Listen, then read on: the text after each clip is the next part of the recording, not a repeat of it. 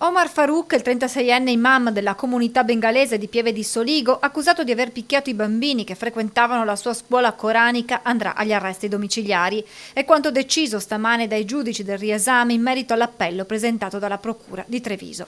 E dei fatti di Pieve si è tornati a parlare negli ultimi giorni, alla luce anche di quanto accaduto a Padova con l'arresto di un altro imam, a sua volta accusato di aver usato violenza nei confronti dei suoi piccoli alunni.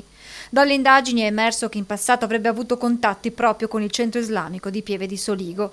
Oggi il paese trevigiano si interroga su questi episodi che rischiano di coinvolgere ed etichettare negativamente, suo malgrado, un'intera comunità. Questo è un caso che produce molto dolore nelle comunità, credo soprattutto nelle comunità bangladesi o comunque straniere del territorio, perché l'atteggiamento di pochi non può essere comunque riversato sulle comunità che cercano invece l'integrazione, di essere parte di questo nostro territorio. È importante, aggiunge poi il primo cittadino, un impegno di tutti. Sono atteggiamenti che vanno contro la nostra legge, che vanno contro le nostre regole e che non sono più accettati in questa nostra società e che sono perseguiti penalmente.